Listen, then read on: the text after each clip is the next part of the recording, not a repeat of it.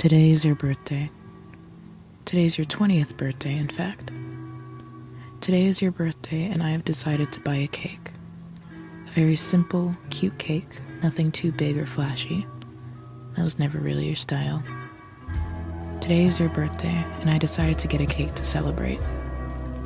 Today is your birthday, and I got this cake to distract me from the fact that you were not physically present to commemorate the joy of finally being 20. Instead of wallowing on my bedroom floor, I took myself to the store to get a cake. The first store's bakery section was completely wiped out, so it was on to the next. Today, April 11th, is your birthday, and I thought to myself how hilariously cruel it is that this cake is best by today's date. Today is your birthday, and I would be lying if I said I wasn't dreading it.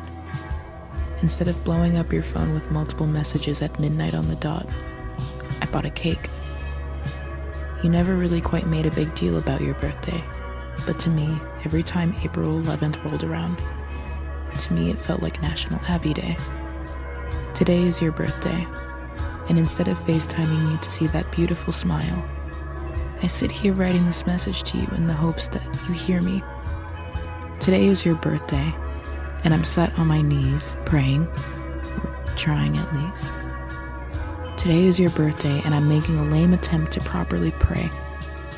The last time I was in this position, the last time I truly prayed, I was on my knees begging, wailing, suffocating, yelling out to God not to let me be in this exact same position to talk to my best friend.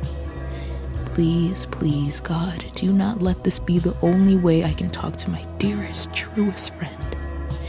Please do not let me speak to an empty void, not knowing whether or not she can even hear me. And yet, here I am. 10 months later, I am here in the exact same position I begged and pleaded not to be in. I haven't spoken to my best friend in 9 months. I try to pretend like it doesn't bother me as I continue to live my life. I feel as though when my best friend had left this earth, she took all of the color in the world with her, since everything feels so dull and muted without her. I pretend like it doesn't make me irrationally upset that I don't get to talk about you anymore without bringing the mood down.